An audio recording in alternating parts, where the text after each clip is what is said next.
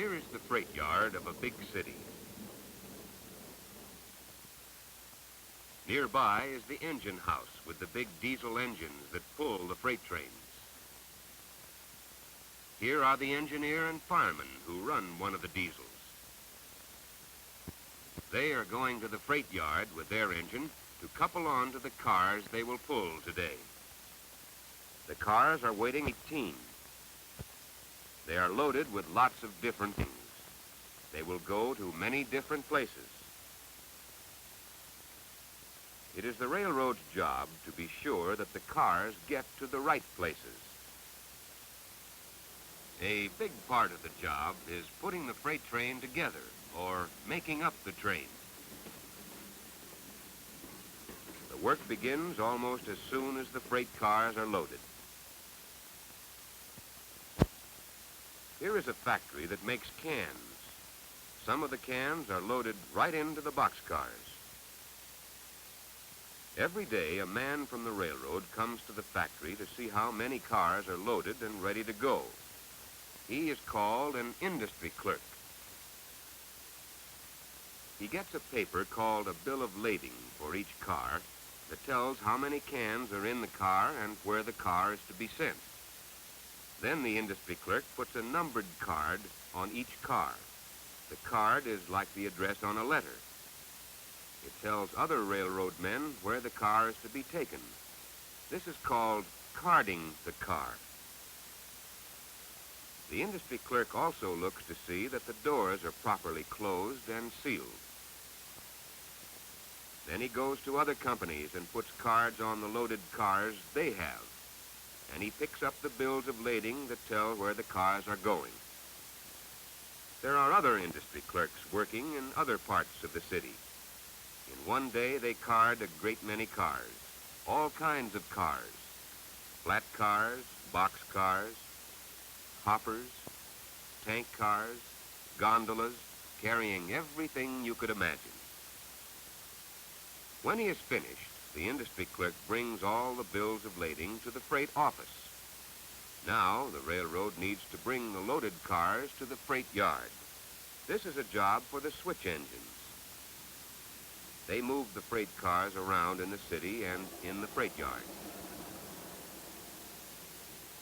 A man at the freight office writes the orders to tell the switch engine crew where the loaded cars are. The switch engine crew gets the orders and goes out to pick up the cars.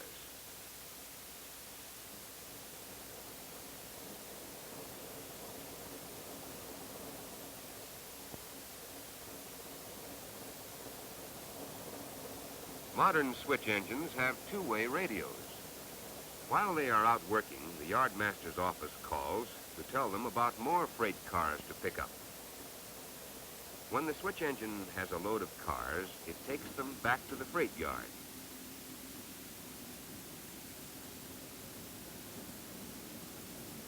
Now the cars must be sorted out. All those that will be in the same train are put on one track. Another switch engine does this job. It pulls a string of cars to the switching track. This man looks at the cards on the cars to see what train each car belongs in. He makes a list that tells where to switch the cars. The switchman uses this list to sort out the cars.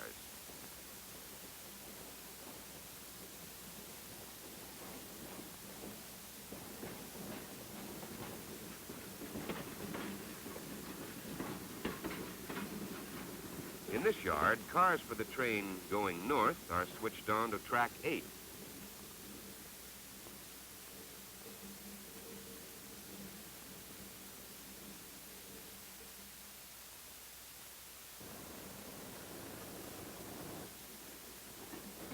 Track 14 is for cars that will go south.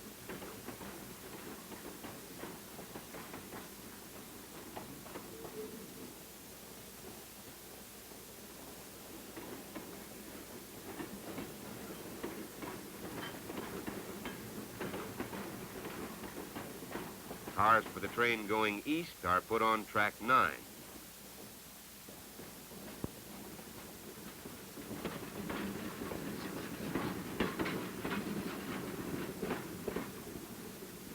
But this is only part of the job. At the other end of the yard are more switch engines. They put the cars together in the order they will leave the city in a long train. Here are all the cars that are going east. But some of them are to go to different cities than others, so they need to be separated and grouped once more. This time, all the freight cars that are going to the same city are put together on a separate track. This is called blocking the train.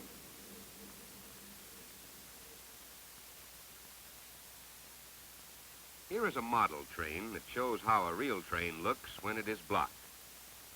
Now the blocks are put together in one train. The cars to go to the city farthest away are put at the rear end of the train. Cars to be left at points a little closer are placed in the middle of the train. Cars that go to nearby places are put at the front end of the train. In this way, as the train goes along, the cars can be quickly switched or set out from the train without disturbing the rest of the train. Now let's get back to the real train. When all the blocks are put together in proper order on one track, the caboose is put on.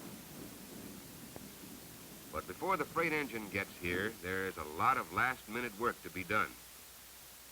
A blue flag is put on the train as a warning that men are working around the train. The inspectors hook up the airline to the cars in the train. Then the inspectors check the air hoses between the cars to be sure they are all connected. Air pressure is used to work the train's brakes. The wheels and axles are inspected to see that everything is in good condition.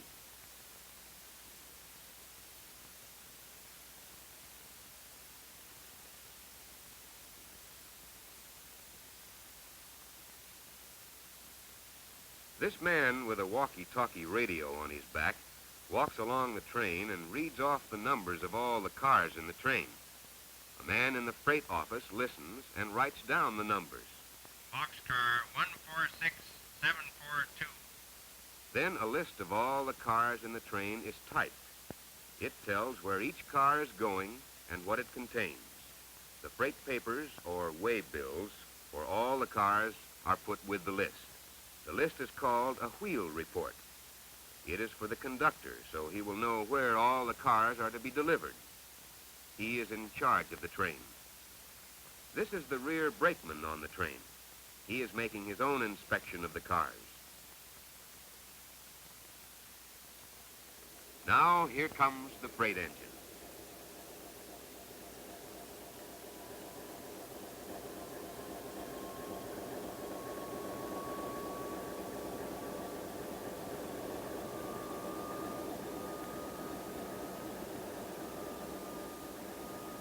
The blue flag is moved up to the engine.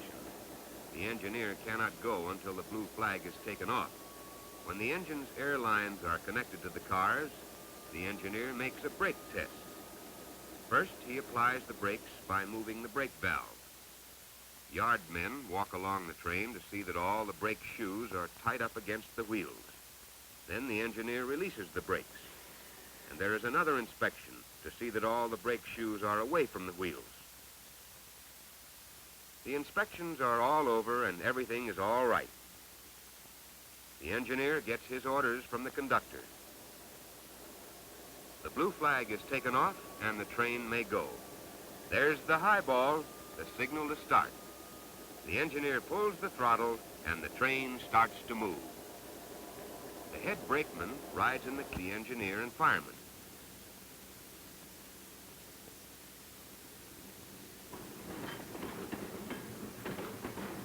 Conductor and rear brakeman ride in the caboose. Soon the train is out of the yard and on its way.